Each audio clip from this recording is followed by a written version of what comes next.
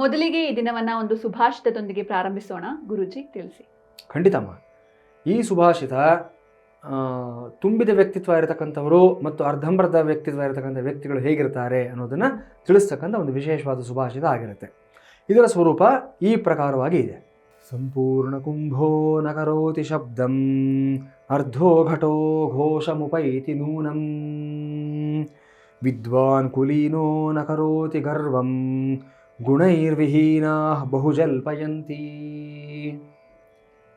ಏನು ಈ ಸುಭಾಷಿತದ ಅರ್ಥ ಅಂತಂದರೆ, ಎರಡು ಉಪಮಾನಗಳನ್ನು ತೆಗೆದುಕೊಂಡು ಇಲ್ಲಿ ಕವಿ ನಮಗೆ ವಿಷಯವನ್ನು ತಿಳಿಸ್ಕೊಡ್ತಾ ಇದ್ದಾರೆ. ಸಂಪೂರ್ಣ ಕುಂಭೋ ನಕರೋತಿ ಶಬ್ದಂ ಅರ್ಧೋ ಘಟೋ ಘೋಷಮುಪೈತಿ ಅಂತ ಹೇಳ್ತಾ ಇದ್ದಾರೆ. ಅಂದರೆ ತುಂಬಿದ ಕೂಡ ತೊಳ್ಕೋದಿಲ್ಲ ಅಂತ ಅಚ್ಚಕರಣದಲ್ಲಿ ನಾವು ಹೇಳಿರ್ತಕ್ಕಂಥ ಒಂದು ಮಾತು ಏನಿದೆ, ಅದರ ಸಂಸ್ಕೃತದ ಮೂಲ ಸ್ವರೂಪ ಇದಾಗಿರುತ್ತೆ.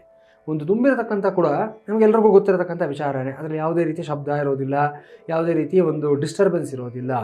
ಆದರೆ ಖಾಲಿ ಕೂಡ ಅರ್ಧಂಬರ್ಧ ಇರತಕ್ಕಂಥದ್ದು ಶಬ್ದಗಳನ್ನು ಜಾಸ್ತಿ ಮಾಡ್ತಾ ಇರುತ್ತೆ. ಯಾವಾಗಲೂ ಅಷ್ಟೇ ನಾನಿದ್ದೀನಿ ಇದು ತೋರಿಸ್ಕೊಳ್ಳೋದಕ್ಕೋಸ್ಕರ ಒಂದು ಹತಾಶ ಪ್ರಯತ್ನ, ಒಂದು ವ್ಯರ್ಥ ಪ್ರಯತ್ನವನ್ನು ಮಾಡ್ತಾ ಇರುತ್ತೆ ಅಂತ.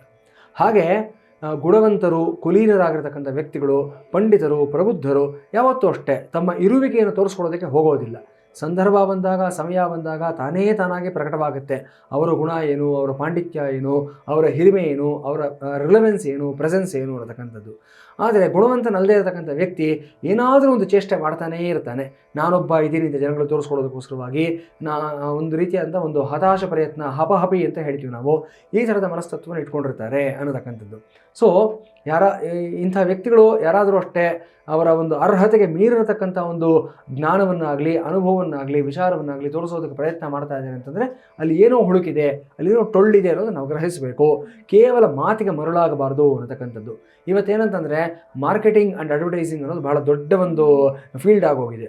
ಸೊ ಏನೂ ಇಲ್ಲದೆ ಇರತಕ್ಕಂಥ ಒಂದು ವಸ್ತುವನ್ನು ನಾವು ಮಾರ್ಕೆಟಿಂಗ್ ಮಾಡಿಬಿಟ್ಟು ಅದ್ಭುತವಾಗಿದೆ ಅಂತ ತೋರಿಸ್ಬಿಡ್ಬೋದು.